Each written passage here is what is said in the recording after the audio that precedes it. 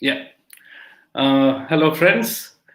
Welcome to today's discussion. We have with us Kalfein Wuisan, who is an activist filmmaker from Indonesia, Sulawesi, and he's been spearheading the smartphone movement for a while now. And today we will learn from him how his community has been using a smartphone which is almost there in everybody's hand, but most people are using smartphones to for in a way that is how the market wants them to. But what Kalfin and his friends have been doing is to use it as a tool of decolonization, and we will learn from him. And so, welcome, Kalfin. How are you? Hello, nice to you. Nice to see you. I'm fine, thanks. How about you? Yeah, all right. I'm fine. So, With COVID, you are already still get strength and keep spirit to doing the struggle. yes, we have to carry on no matter, Yeah, as long as we are alive, I guess we yeah, just carry on in our own yeah, humble ways. yeah. Great. So, Calvin, tell us something about how this journey started, and like when did it start, and how did you come across this methodology? Mm. No, Um, first, how about how do we go about it? We can either start with like how you got into it, or how you do it, whichever way you would like to say. okay. Maybe I will start about our topic about Yeah. the smartphone movement as a decolonization method by youth engineers. Um, This topic is very interesting because this topic are the main topic in this indigenous world today.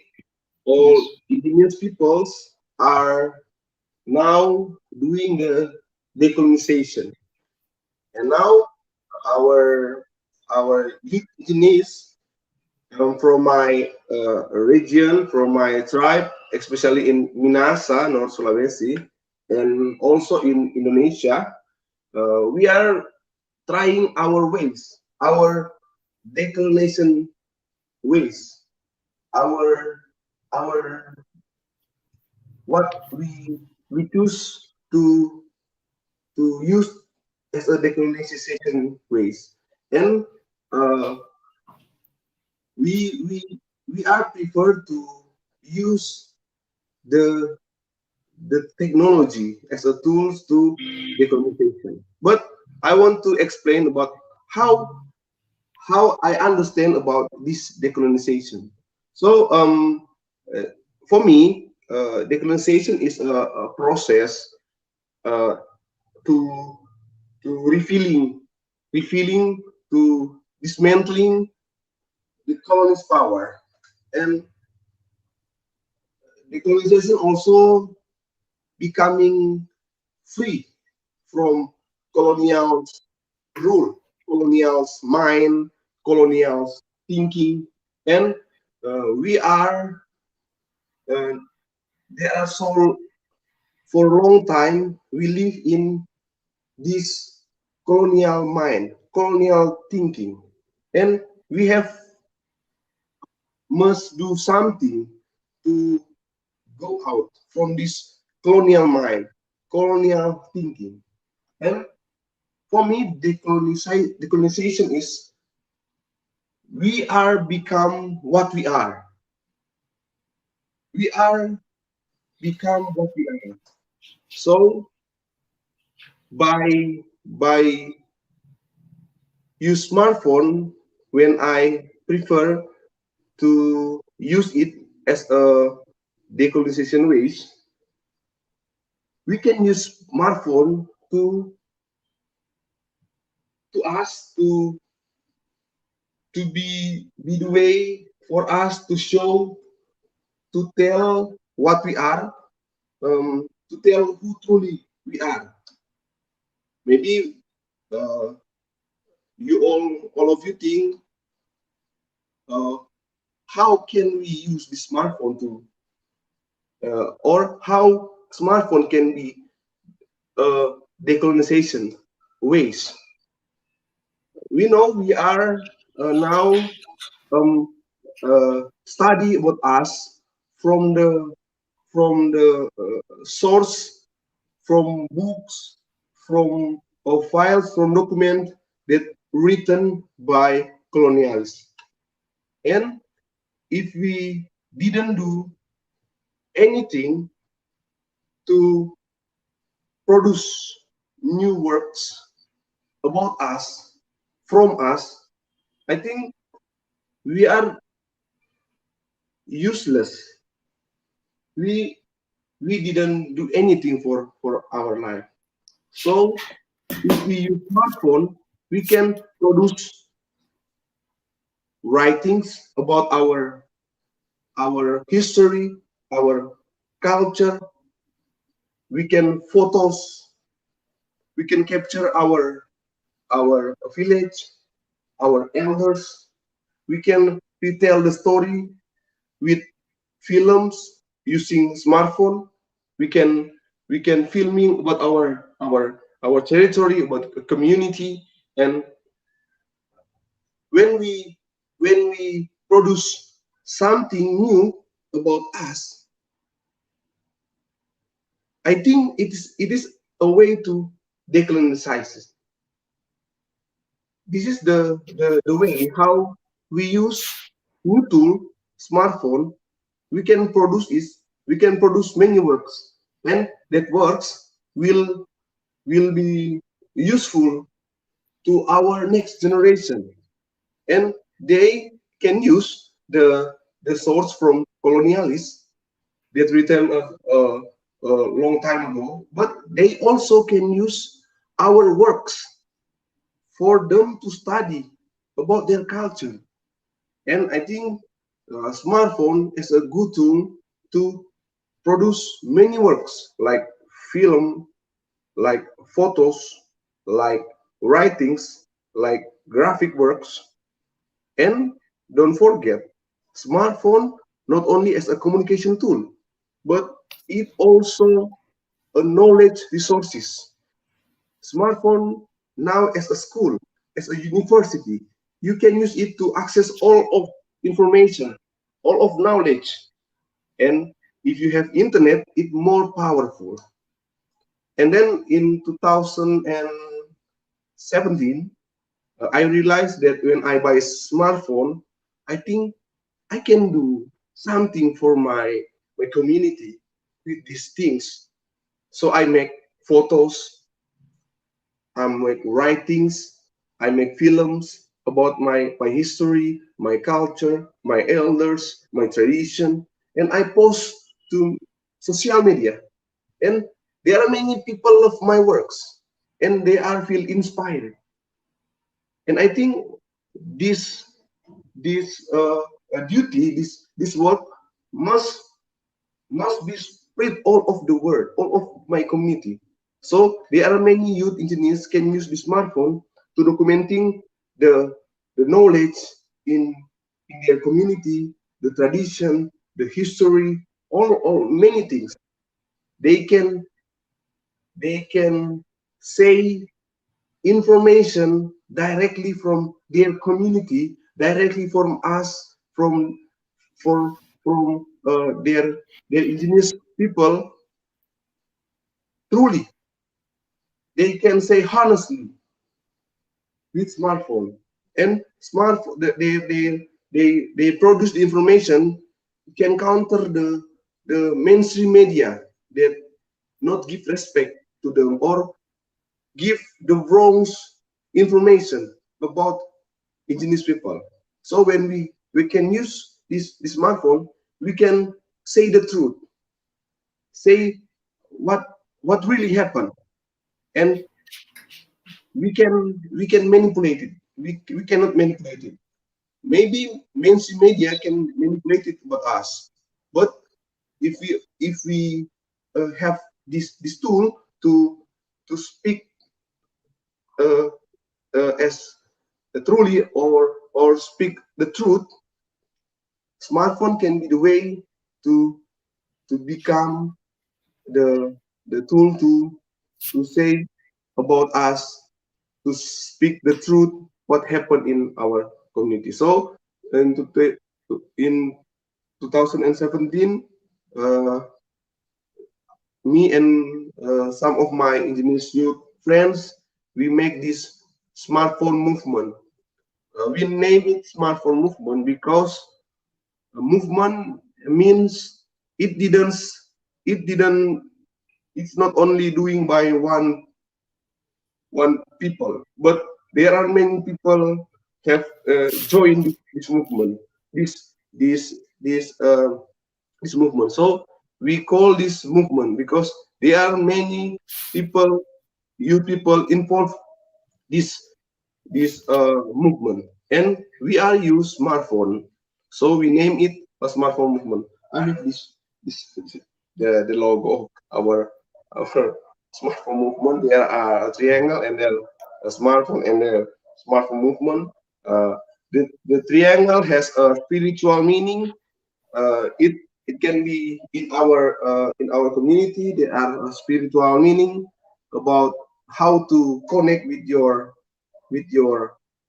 ancestor, how to connect with your nature, how to connect with your uh, humans being, another human, and how to connect with the creator ones.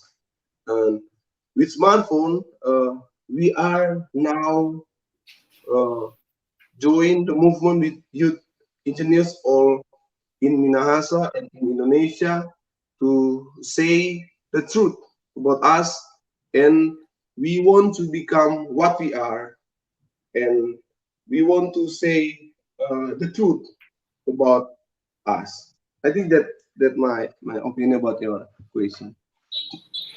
Great to hear. There were very important things that you said about how it can be used to counter propaganda that the mainstream media is running, Yeah, and how what was very important was that future generations will use the information that people put up right now through mm, the smartphones on the internet, and it becomes like a database for generations after generations to have access to, and it will not get lost in the with the bombardment of colonial literature, and that is really very important, because a few things I want to say here. Like, often people think that smartphone is like consumerism. We are just buying a product. Capitalists want us to mm, buy product, and we are buying it.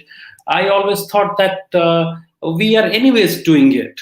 We are anyways buying these things and all kinds of big TVs and all these things we are buying. But TV is one way. mm. We cannot put anything on the TV. I mean, we have to only see what they show us. Yeah, yeah, Here, so a smartphone is a very different thing than a TV or a car or yes, any other kind of technology that is there. So it, and because it's a two-way thing, you can have access to information and also put out information. And as you said, to put out photographs, videos.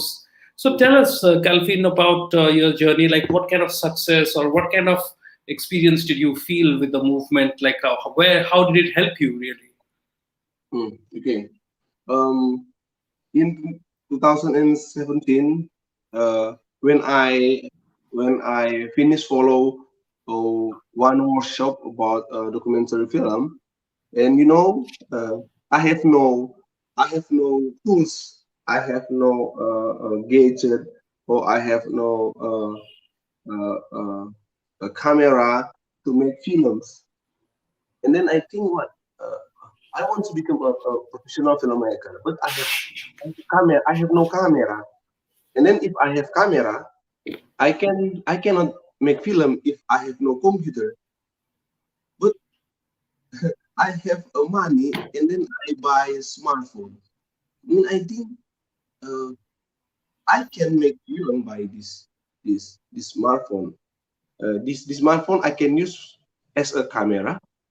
I can use as a computer, and then I can use as a medium to uh, share my works real time when I finish my film, and then I start make film by smartphone. I capturing I'm take the picture footage with smartphone, and then I edit it in smartphone. After I edit it, I make the poster, the flyer of the film in smartphone too, and then I upload it. I also like directly connect it to YouTube, to social media, and I upload my film. And then I think film not uh no not become expensive anymore. Long time ago, make film is expensive works. You must have a camera, computer, great resources to make film. But now, our generation, it's become very easy to us to make film. But I think when we have these easy ways, we must supply ourselves with knowledge of filmmaking, of advocacy, of media, many things about journalism. We not only have like technical thing about make film. So I use smartphone to get knowledge about how to make films. So um, I share my my ID with my friend in my village, and then we start to make some films about our village, our parents, because my parents was farmers, and I make film about them, and I I go each village to village to to filming the the tradition of my tribe, and I go village to village to to teach, to share, not to teach, but to share the knowledge of how to use smartphone to documenting your your village, to guard your knowledge. And I go village to village. I make workshop with many people, with with the engineers, and we learn together how to make film with smartphone, how to make good photos with smartphone, how to write things in smartphone, and how to make graphic works like poster, flyer in smartphone. And then now this movement has already become big in some village. There are a community by youth that produce their works regularly, and they are also share their knowledge to others, not only for youth, but for their elders. They teach how to make photos, for good photos, how to make uh, good storytelling by smartphone. And I think this is my uh, what I get, what what I want to get by this movement. And then also this movement also spread not only in my region in Minahasa, but also in Indonesia. In Right. There are many places now in Indonesia. The youth engineers from archipelago Indonesia, they are use smartphone tools to guard their community. They produce many works, produce photos, films, writings to guard, to tell about them, to speak the truth about them. And then um, you know, everyone in the world, everyone in the city, in the village, have smartphone, and but they don't know how to maximize it. They maybe some generation know the smartphone just only for gaming or something like just make uh, photos, but they didn't give soul to their works. And then I realized I must share to others how to give soul to their photos, to their films, and then to give strength give strength to the youth how to use new technology, new media, because a smartphone movement also is a manifesto. It's a manifesto to say that indigenous people are up to date and they are open-minded. They are also use new technology to protect their land, to become how what they are, and this is our counter to stigma from colonial era that indigenous people are illiterate or there are technology gap. With when they use the smartphone, it can answer, it can destroy that stigma. I think that's what I achieve when I together with my friend in this movement.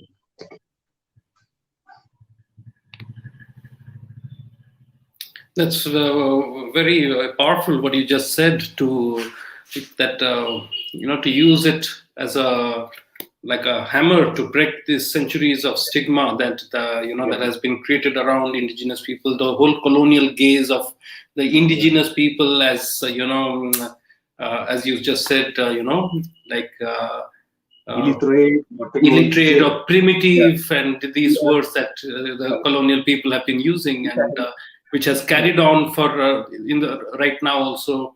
So that's very important. And I mean, it's really fantastic that this is happening, because uh, I mean, usually such things, just make people passive consumers. Products that companies make make the buyer a passive consumer. But here Mm. you are turning it around and using it to assert and assert your identity and your culture, and to break this centuries old stigma.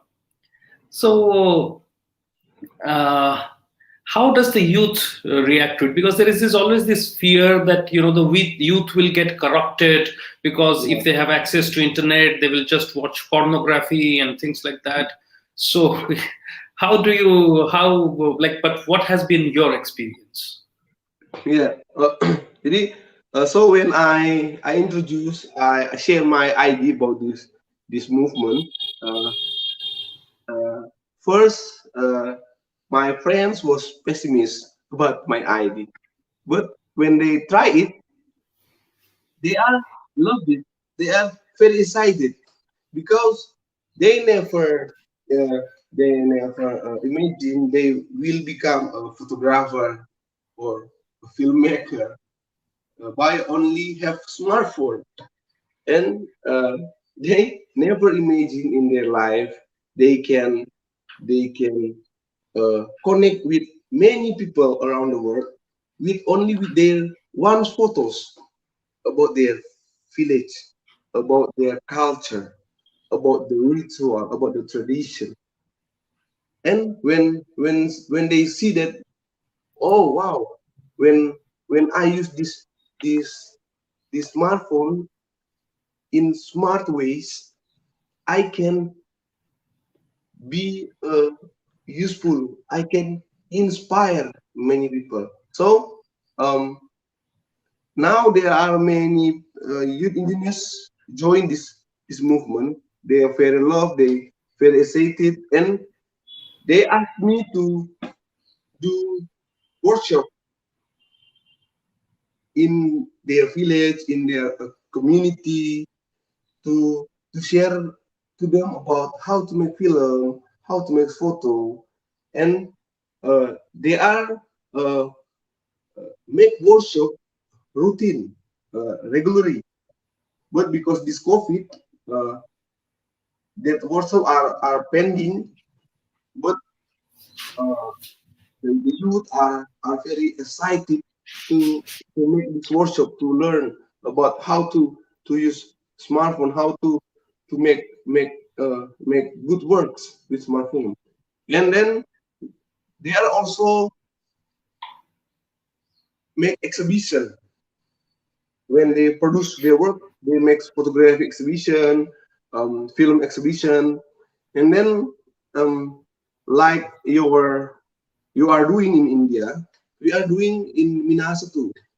We are make our own film festival because our film, there are many film that produced by youth, and we have no stage, we have no place to show it, and then we make our own stage, our own place. We make our own festival. We not wait for government or or organization or someone to do this festival. No, we make our own festival. We go village to village. We play. We watch together our film with the villager, with the filmmakers, with the young filmmakers, and then we share about that knowledge. Maybe you're that what you're doing in India. Be your be your bring your own film. BYOFF. Yeah, Bring your own bring film, your own. and we are do the same in here. We not we not upload our film in YouTube because we want to go to village. We play there. We share what the idea.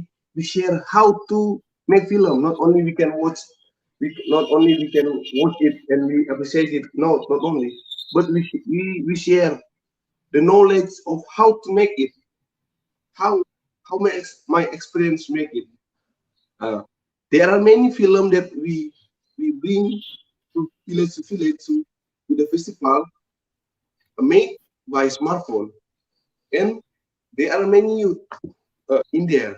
So I think the youth are very excited, although there are many problems too that become uh, our mission to break this problem.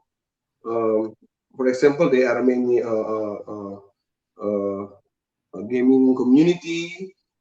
But now we are also enter this community.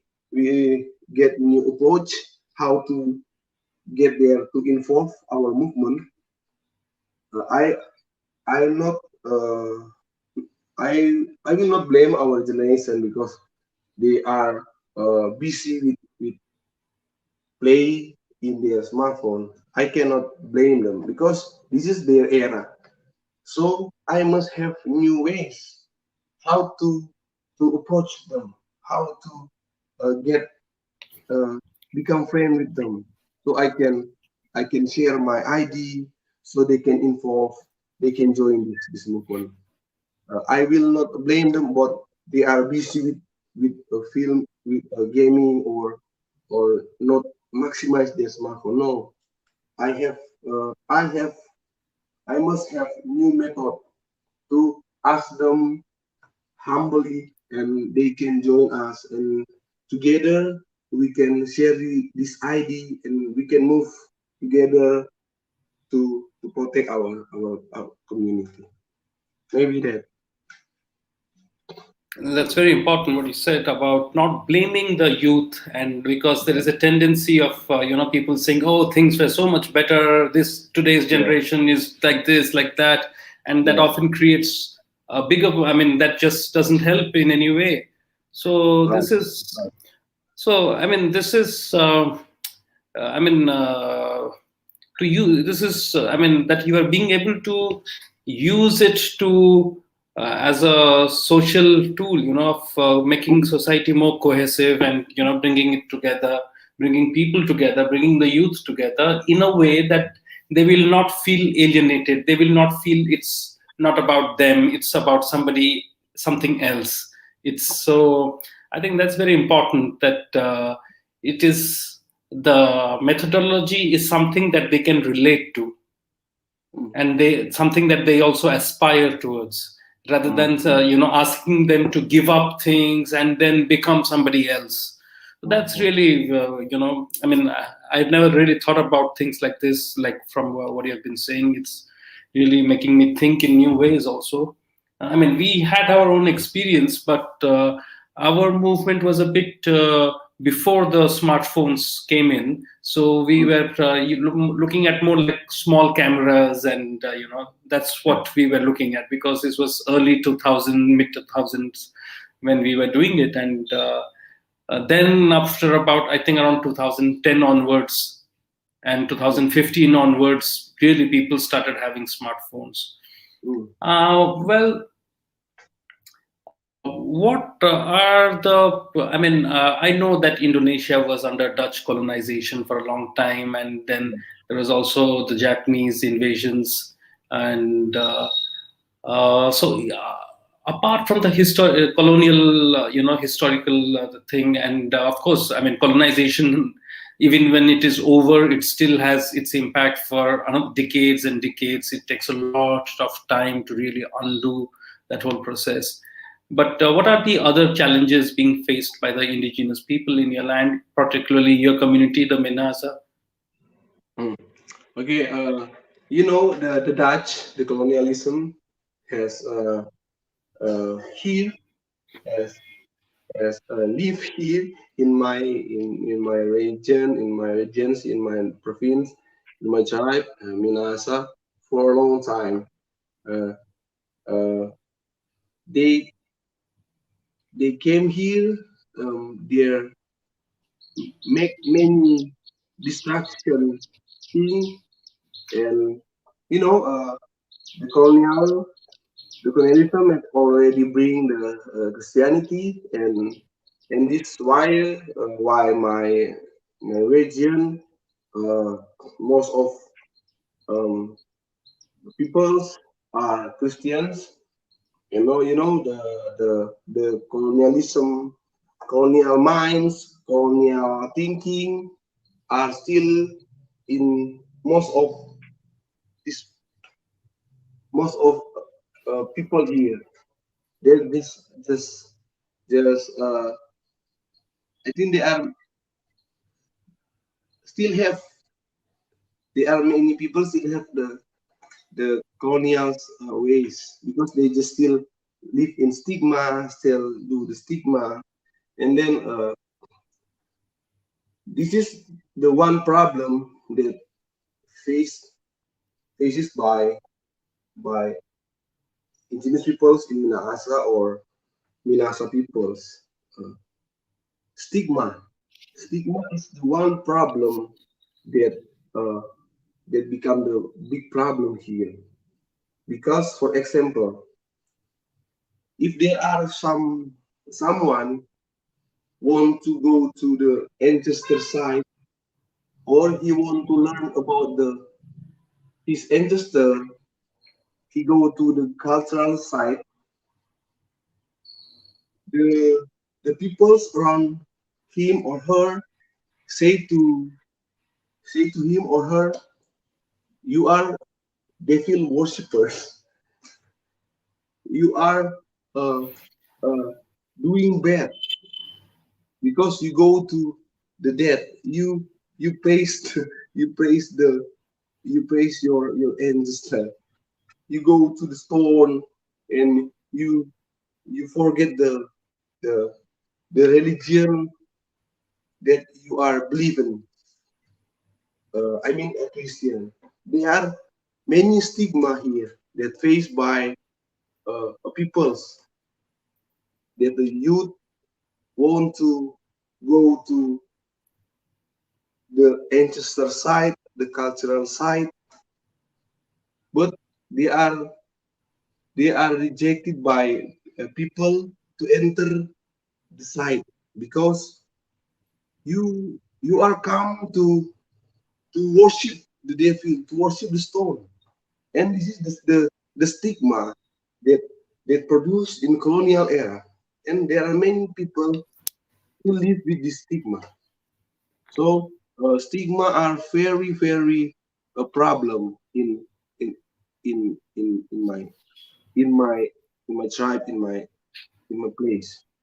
And then the other things that the issue that faced by indigenous peoples in Minahasa, vandalism.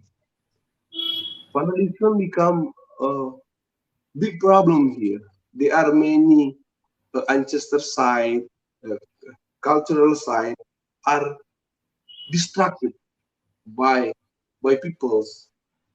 They they come to uh, destroy it, and they get some something important in the site. They get the things in the site, like a treasure hunter. They they think the ancestor site have treasure, so they go to the site. They destroy the site and they get the the treasure. They didn't think the treasure is the site itself, not the thing in the site, but the site itself. If the site, the cultural site, the ancestral site, disturb, destroy it, vanish, we cannot learn about ourselves. We will losing our identity. We cannot track our our history because the site that prove that our exist are destroyed. So vandalism is the one problem in our community. But there are also a problem like mining in my province. My friends in Sangihe Island are now facing the big mining company. They want to enter their island. This mining company uh, will open their company there. They'll be mining there. So my friends in Sangi Island are struggle to protect their island. And then there are some problem in my region, like land problem, uh, like the villager, the community, and the military. There are some problem like that. And also in bigger territory in Indonesia, uh, the mining, the palm plantation is a big problem for indigenous people. Now in in in, in Indonesia, my friend youth indigenous and indigenous peoples in Indonesia, uh, especially in Tanah Batak, are struggle, are they are still doing the movement to to to stop the corporation, TPL, in their community near the Toba Lake. And now I think we have we all must give support to uh, our brothers and sisters in Tanah Batak, in North Sumatra, to give support to them, to stay together, to stop the corporation there, to so they can live freely. They can live. They can guard their community. They can live as a human being, as a indigenous people. And Indonesia, there are many problems. But in my region, that are that issue, that vandalism, stigma, and there are some uh, problem that like we we get facing the wrong regulation with with a government or company or something. But now we are also get a problem in this COVID. Uh, there are many people are infected, so people cannot go to everywhere. But in village, stay at home in village, go gardening, uh, something in what you activities in your community are important now. And then lockdown, I think is important to protect the community. And that's what the indigenous peoples in Indonesia do by Aman, by BPAN. Uh, they are now struggling with the problem I mentioned in Toba, North Sumatra, and also with this COVID. I think that. Very important and powerful about the mining situation that is being faced by the Batak people and elsewhere. And we have something very similar in Odisha. And all the minerals, all the bauxite, iron, coal is in our land, Odisha. And all of it is in indigenous people's land. So there's a constant. There's been since British colonization until now, it's the same problem going on and on. And now there are bigger corporations, more investment. They have better mining equipment, so they are being able to do things much faster. And actually, in this, definitely, internet, social media, and all this has helped a lot in fighting their propaganda and getting the information out there. Because otherwise, we had to always depend on the mainstream media for everything, and the mainstream media is owned by the same corporations. So it was very difficult. So this is very important. I would like to know. I mean, we look at these mining companies. We look at how the palm oil companies are, destroying forest, and this is just not happening in Indonesia, but it's happening in the whole of Asia, the whole of Africa, the whole of South America, wherever it is left. I mean, I would say that a large part of North America and Europe is probably already lost. The natural forests are gone, a lot of it. But the natural forests that remain in Asia and Africa and South America are facing. So this is very much the last stand, the last battle, to protect natural forests. And the what I have also noticed that the only people on this planet who are actually, trying to save the planet are the indigenous communities. Nobody else, supposedly the communists were supposed to stop capitalism, but they don't do it. And the environmentalists were supposed to save the environment, but they don't do it. It is the indigenous communities who are ready to put down their lives, and they to stop, and they are doing it in a very peaceful way. It's not as if they are raising an army and fighting with anyone, but they are trying to give reason to people and to, show with logic and to make people understand. What is your the Minahasa community's understanding of ecology and forest and nature? Uh, the our community, our tribe, our Minasan things, the in our cosmology, the nature and ecology as a part of us. In our cosmology, the nature is a part of our body, our soul, and we are we are have a strong connection with with this nature. Like I said before, that in our cosmology there are three three things or three ways you can become a human. The first, you must have a good relationship with the nature.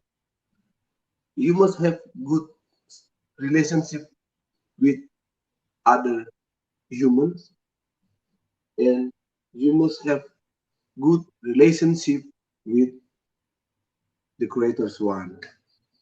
And in this cosmology, in this knowledge, are are are lay or are the basic of the how the human in Minahasa see the nature.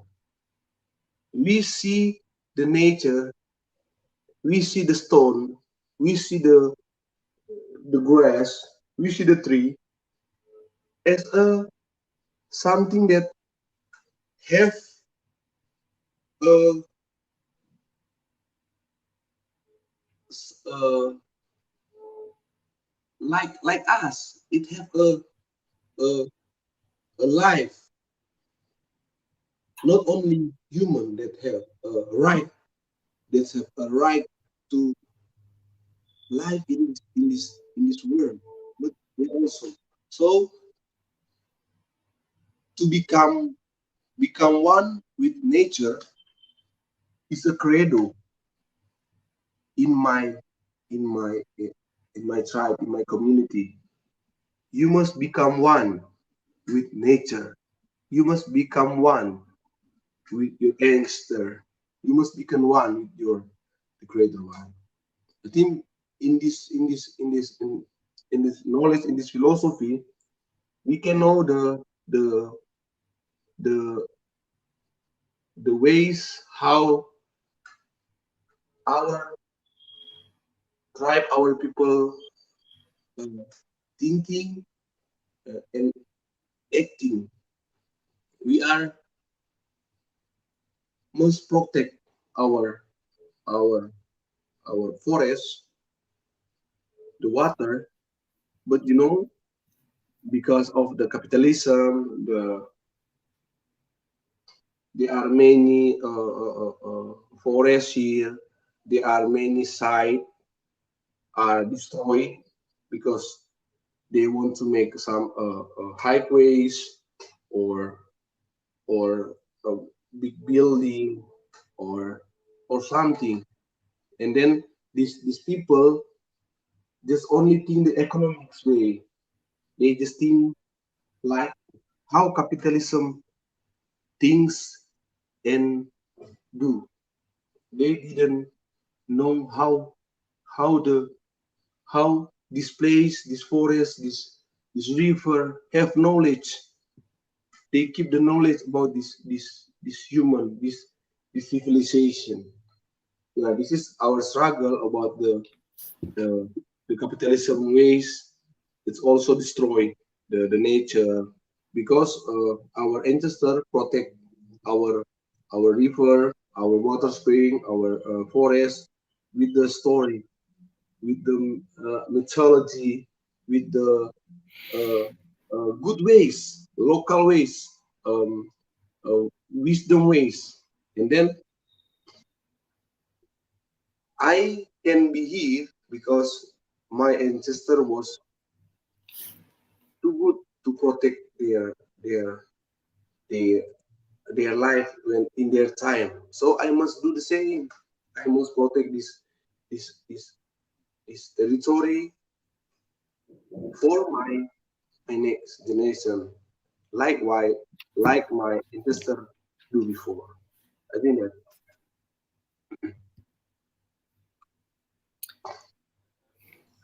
What really strikes always me is that the indigenous communities, they always have a philosophy of future, of future generations, of so this industrial thinking is always about now. you know yeah, it's just, let's just consume it now, let's just do it for now. But this is something that is really missing, and there's a lot of pressure to convert people, everybody, to think the same, that to become passive consumers, of these big companies, and just and that I see is the main conflict, of indigenous philosophy and the capitalist thinking. The capitalist thinking is about now, to use resources just for the moment, while indigenous philosophy is always talking about using resources in a way that your children, your grandchildren, and 100 years, 200 years, 1,000 years later also, people can still survive. And I think that is how human race has come this far. Otherwise, we would have been finished a long time ago. Coming to, I mean, that's where this pandemic thing also. What do you think of like how much do you think is the destruction of nature, responsible for this pandemic? I think this pandemic is the good ways to other people to see the indigenous people, indigenous community. This pandemic proved that the ways of indigenous peoples, the way their way of life are proof effective in this pandemic. In this pandemic, people they must go to. They think the best place to stay is in village, in forest, not in the city. And the the indigenous peoples in the community who live in the forest or in their village, they are good. They they they prepare their food, their plants, their what they want to eat. They can lock down their community. So uh, these pandemics are the like like the open door, that the door that open, and then all people can see the ingenious ways of life. And then by this pandemic, uh, the nature are rebuilt or uh, rehabilitate rehabilitate itself. The nature become itself again. There are many company stop their activities in the forest or because this pandemic. So uh, the forest, the nature,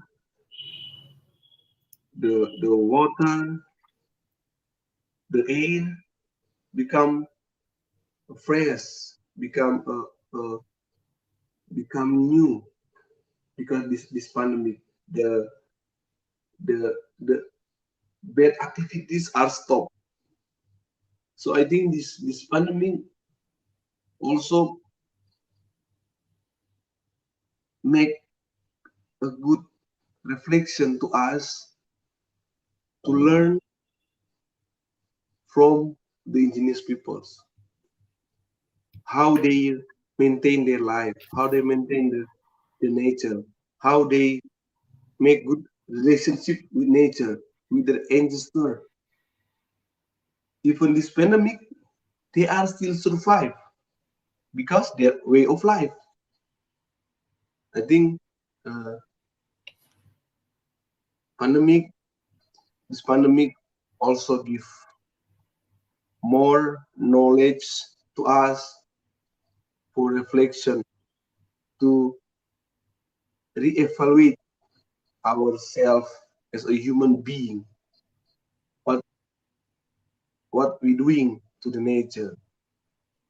And now we believe the safety place to stay is in nature, in village, not in city. There are many pollution and the COVID also spread crazy there. I think that's why answer. I would, I mean, I really agree to a lot of what you said, especially that the way the cities are turning into, it will not be sustainable for people to live, in such high numbers concentrated in one place. Uh, so that's our friend Jacob. message from him. Good evening. Hello, Jacob. I think I met both of you together last. Yeah, and also, Ahmad, I want to share again about this movement, the smartphone movement. Uh, this is Jacob Sinumoringo. He is the chief of Barisan Pemuda Adat Nusantara called BPAN. BPAN is the youth, uh, the wing organization of AMAN, Aliansi Masyarakat Nusantara, and the and BPAN is the uh, wings organization of AMAN. And BPAN uh, are the organization of the youth engineers in Indonesia. And now the smartphone movement are also uh, initiative by BPAN. BPAN held some workshop for youth engineers in many communities how to use their smartphone to make photo, film, writings, and to get knowledge from the smartphone. And smartphone movement become one of many initiative in BPAN with its movement called homecoming movement. In Indonesia, it means gerakan pulang kampung atau kembali ke kampung. This movement or homecoming movement are spread widely in Indonesia now. Uh, this movement, this homecoming movement, call all youth engineers to return to his community, return to his uh, village, to protect it and to guard it. And uh, the way they guard it, they do many things. They do in many ways, like gardening, make engineer school, and documenting their community. And the smartphone movement uh, are also in this initiative in documenting their community. They use smartphone as a tool. And now, our struggle in Indonesia, in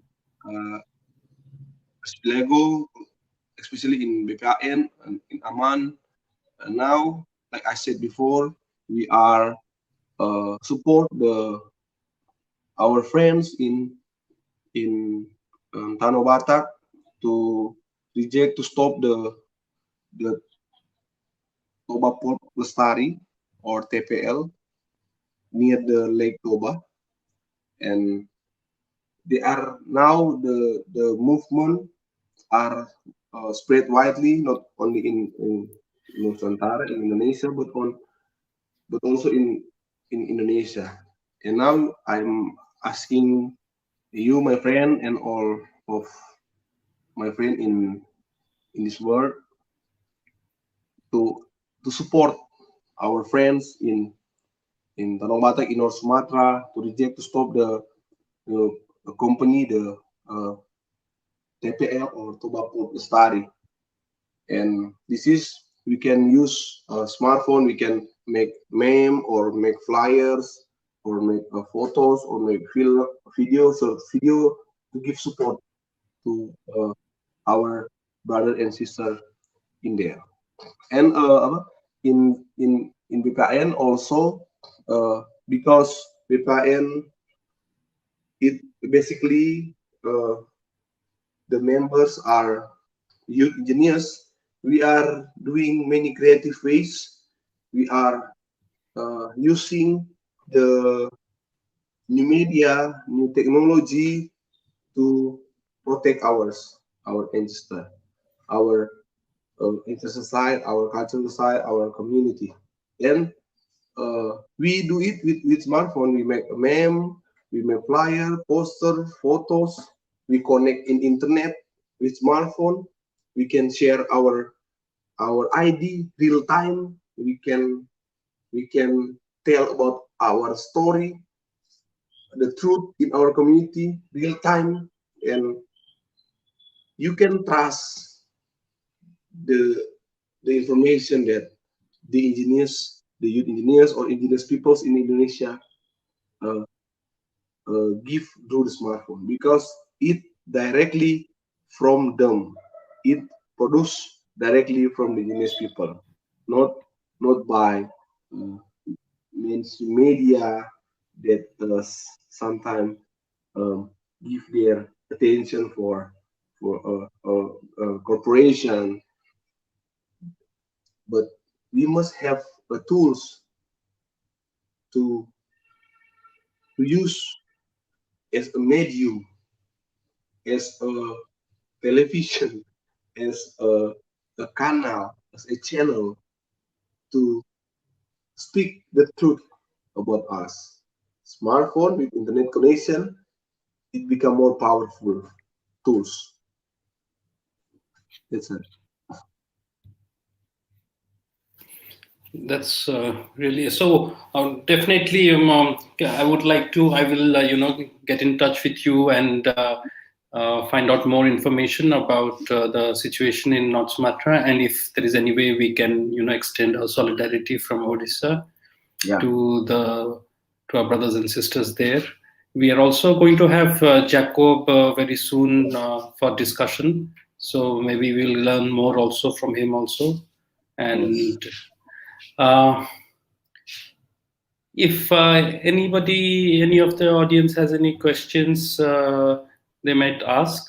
Uh, so what it's as you have explained to us tonight. On one side, it is a tool to protect the culture, to protect the identity, to fight the colonial gaze, to fight the stigmatization of indigenous people.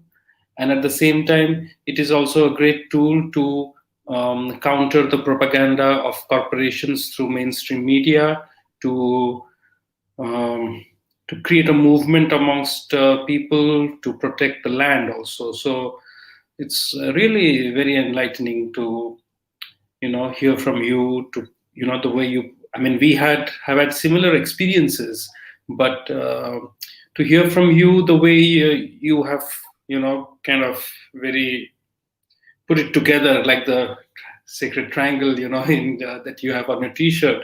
It's like uh, presented in a like articulated in a way, and a manifesto can be said to be I mean, it is a manifesto in a way. So there are many things that are running in my head, but of course, we have had a long discussion already. I was hoping if anybody has any questions or comments, and we can take it further from there, or else. So the main thing here is that not. I mean, this is particularly of concern here in India because poverty levels are very high in India, and especially amongst the indigenous people, and it is not easy for everybody to buy a cell phone. So, Mm. what does one do then? I mean, I Okay. have never been able, because I also talk about it, but then when this question comes, I never know what to do then. Mm. What do Yes. you think? I think maybe there are some cases that there are people or community have not uh, money or something to get cell phones or smartphone. How they can decolonize themselves without smartphone? Because our topic now is about smartphone to decolonizing. But how if they have no smartphone? How can they protect their their territory? They want to say to public what they want to say.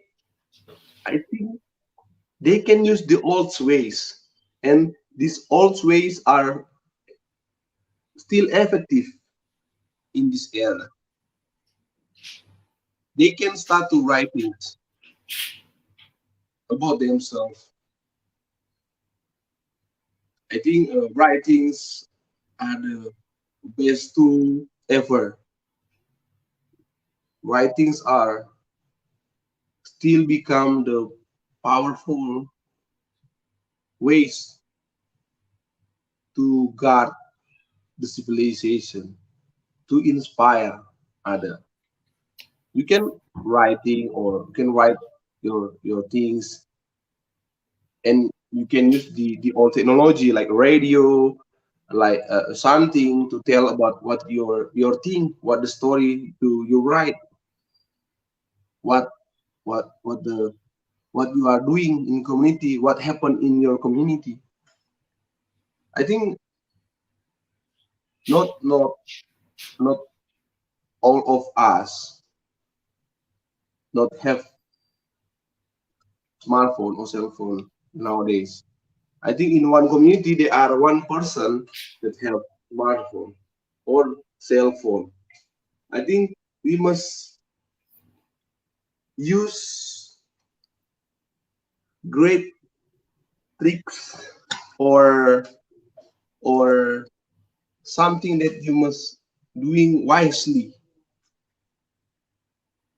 I think if they are not have a smartphone or a cell phone, I think it's our duty to, if you know the power of these tools, maybe you can help them by give one smartphone to the community. You get us many people to get involved in this movement, and you can help them.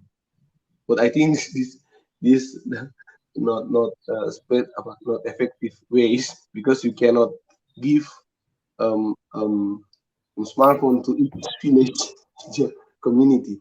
But one thing you can ask that they can, you can give them spirit. They can use literation as a tool. They can write, they can tell the story, and the story that they write and they tell is the strength tool that very cheap, and they are the tools are given by ancestor generation to generation, and is the tools I think is still effective now. Well, I got my answer in the sense that what you said, like if it, I mean, it should not be when we're talking about smartphone movement. It's not about every single person having a smartphone in hand, but even a community having one phone is enough. One Yeah, smartphone, they can use yeah, it. Yeah. yes, So yeah, I get it. It's not about that everybody has to have a smartphone in the pocket, but yes, it's more about how the community can use the smartphone in, and that's very yes, important. That is really important. And this is really good because all these years I was thinking, and it's a very simple answer, but I never thought about it like that. So thank you. yes. Jacob has a question, though we talked about it. He says that it's a wonderful discussion tonight. Thank you for opening this wonderful dialogue.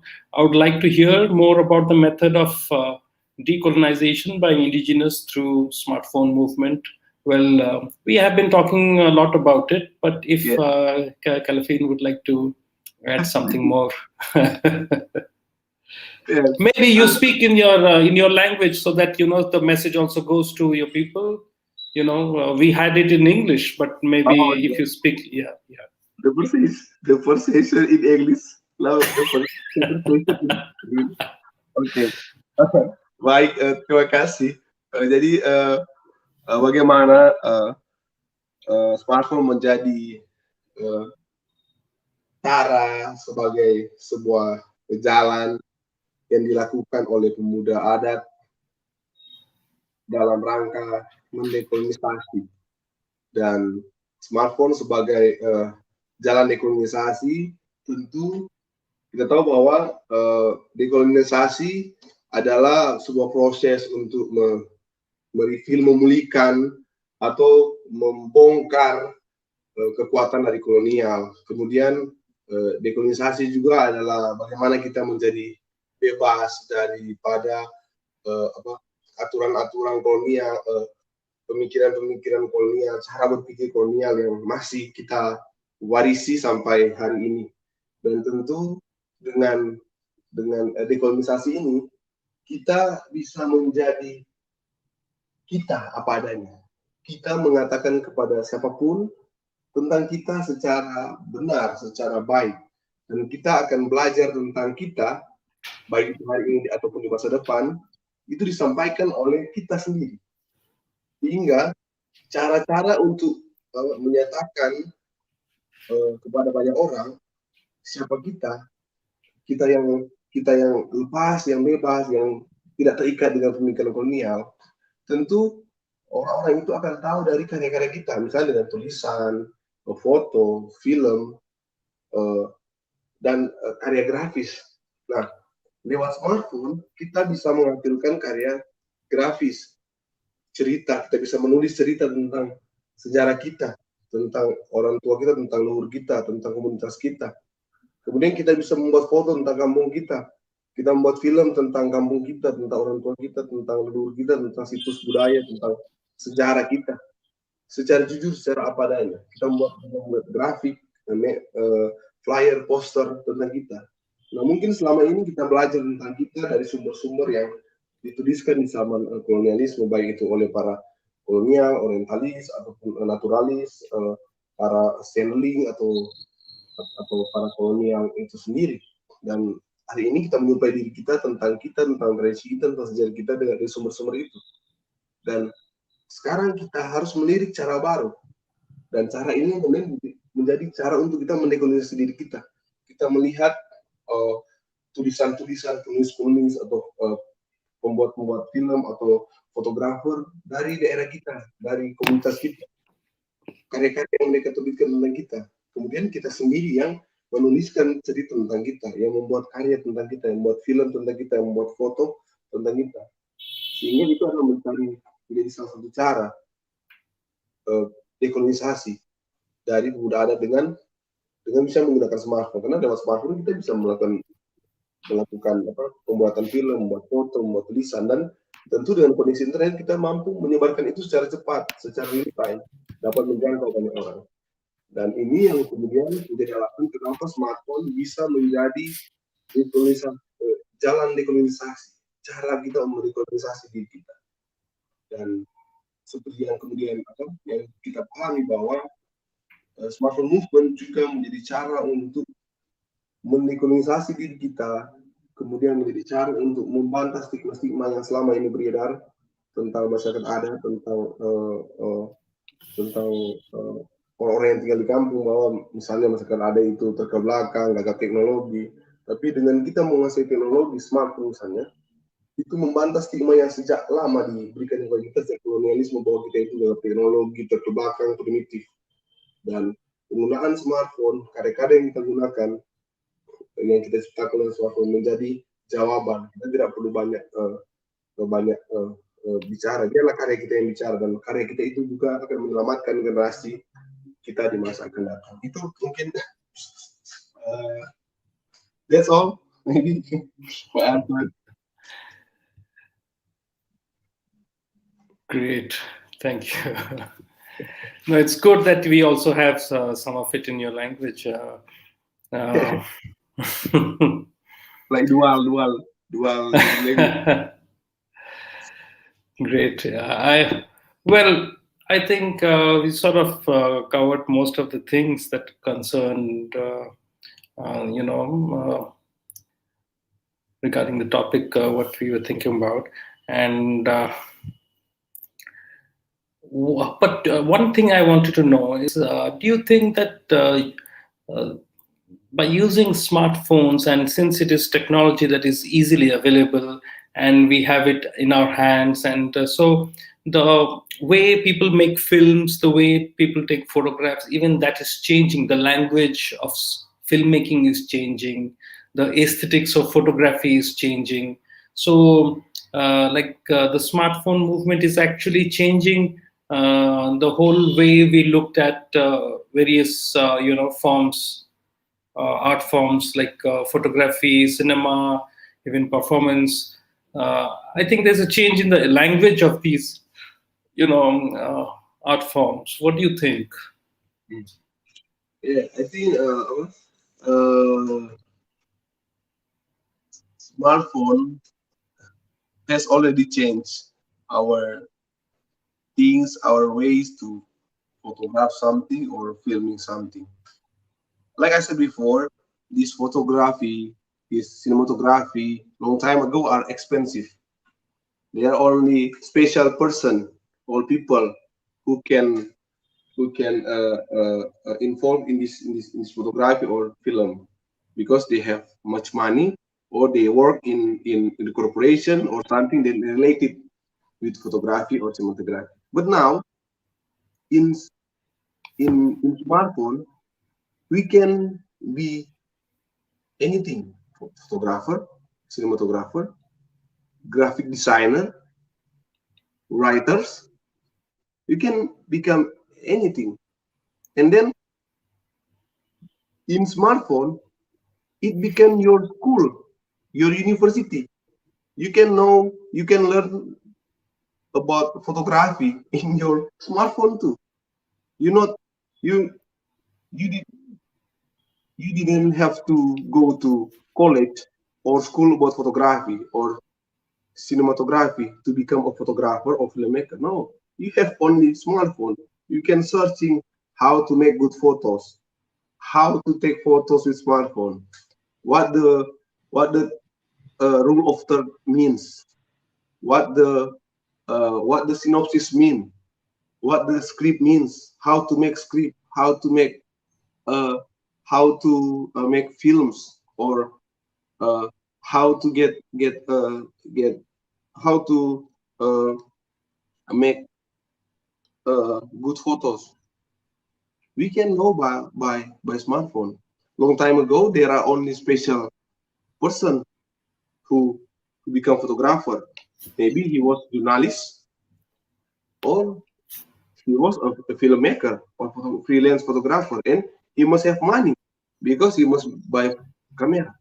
And then if he want to become film, he must have much money to produce film because even he have camera, he must have computer. But how?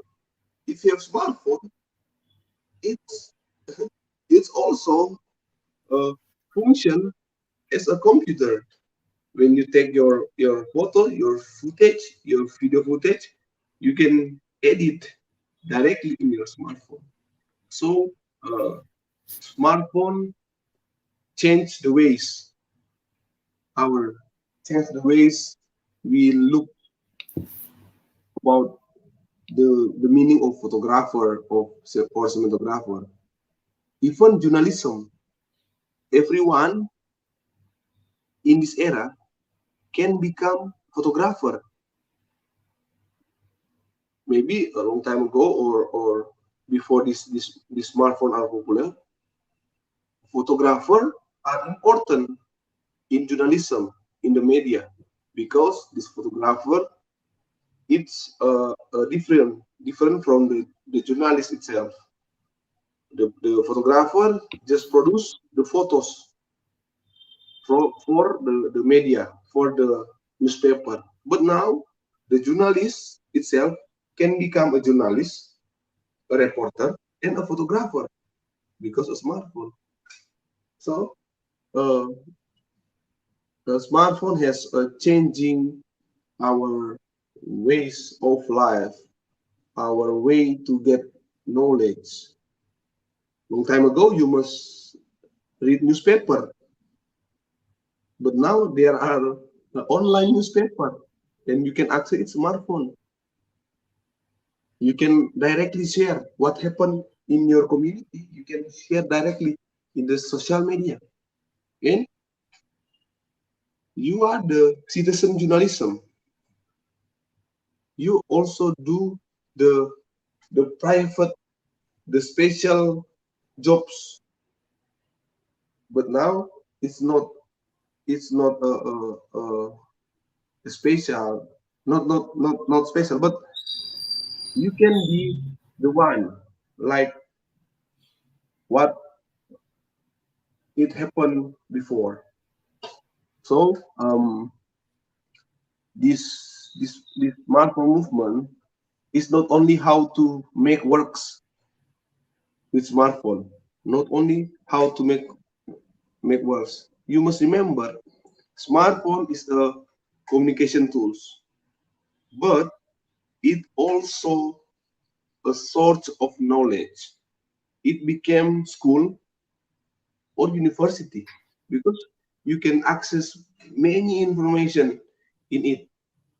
It if it have internet connection, it will be powerful.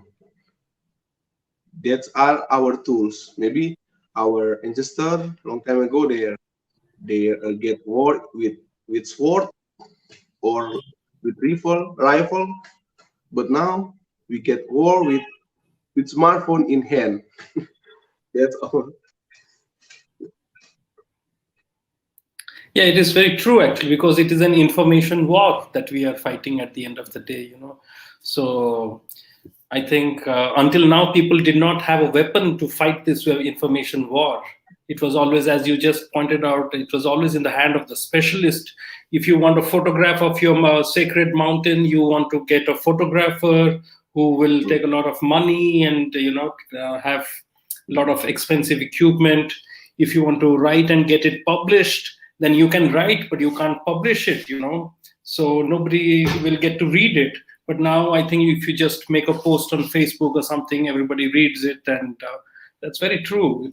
Uh, I think a lot of things. but, Yeah, please. Yeah. but now I want to say that what I say that if we use smartphone for especially we go to sacred mountain, we take photo of it, and then we post in social media, and there are many people see our photos, and then they are going to that sacred mountain.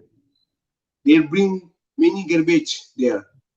They destroy the sacred mountain, and then that the effect of the what we are doing with our photos or film. Sometimes there are secret secret knowledge about traditional medicine, but you make film about it and you post it in social media, and it become not not a secret anymore. But it it must be it is it must secret. But because what are you doing? You make it not secret anymore, and you destroy the community. So in this movement, we not only give the technical ways how to make photos, how to make film, but we give their knowledge, the, the engineers knowledge, how to see the engineers, how to become engineers, so we can filter what we must say to outside and what must keep inside. Although we must documenting it for our community itself, but we cannot spread this information because it's dangerous for us. So this movement not only give the things, the technical, the practical ways how to make photo film, no, but we must give the the knowledge how to the awareness how to protect your community with this tool. So if they know they photo the sacred mountain, but they didn't post it in Medsos because if they post it, there are many travelers, foreigners come to the sacred mountain and they destroy everything. So um, I think we must know the technology, but we must know we must very know best ourselves so we can filter what we must say, what we must post, and then we all really do the best. Not only because I post or I become apa, a YouTuber or I get many likes. My posts are shared many times. Not like that. But what you do is to protect your community, your land, not to destroy it. That's Very important. Yeah. In fact, I have seen, I mean, what you just said. Of course, when I was talking about the sacred mountain, I was talking in the context of when if you have a campaign to save it or something like that, and not just like that. But what you are saying is something that we are witnessing. I'm witnessing in many places where people are not understanding that. The moment we start churning out photos and videos for the consumption of other people, then it's as you just said, it's not for many likes and it's not for consumption. It is for preservation or protection of knowledge, and so that's that's very important, to know the difference between when we are using it, not to get used by it. Mm, mm, Very important. mm. Really, I mean, I think, this, since this discussion is going to be there, and a lot of these things, I believe future generations, the youth might, to quote you, like 100 years from now, they will say that on that day, Kalfein Wuisan, the great indigenous elder, said this. Really, I mean, I was just listening and I was thinking there were so many things that you said which is so important, and it's, just said in one simple line. You have been able to say so much. Really, thank you for that. Yes. Thank you for that, not only from my side but on behalf of so many people who are going to watch it in the future as well, for the youth to know what can be the use and what can be the abuse, because you are a pioneer in this movement. You have been doing it for several years now, so you know both sides of it. So Yeah. that's really this thing. And I have also seen, what you are talking about. I have seen the reality, that it actually becomes like that. If when people start using these images just to because it is glamorous, or it is very beautiful mountains and lake, and then it becomes into, as you said, like a It's not picnic different. spot. It's not different from colonial. If you think Yeah. good, this is Yes. exotic, and you post it, Yeah. you're not different with colonial, and you Yes. still have a colonial mind, colonial thinking. But now we must destroy that thinking, that mind.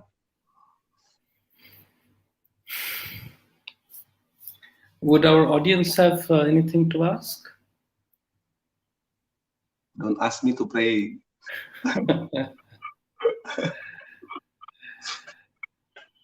Maybe you can Well, in next yes, yes, discussion you can choose the the other topic that fun, like you talk about the the traditional the traditional sport or traditional music, and you have many friends, you have like artists, like indigenous artists, to speak about the music, the dance. yeah. So our friend who listen or who watch this YouTube can give not only the the the hard issues, but the soft issues, like fun, like games, like indigenous games, the sport, the dances, and they get more knowledge about the indigenous Yes, people around the yeah, world. yeah. We will actually. That's what I've been thinking. That after a series of after addressing certain important issues, we will get down to, as I mean, because first I have been basically talking to people I know, and most people I know are like Yes, activists. yes, So yes, yes. I see. I have to make more friends. Oh, uh, don't know, Faith. I have many friends, and I can suggest them to Great. enjoy your this discussion, because this discussion are very important, and very excited to them to share their knowledge to all people, or indigenous people around the world, because we can learn uh, from others. We can learn together by this in this pandemic. the, Yeah. the ways to learn, like our discussion tonight, is very effective.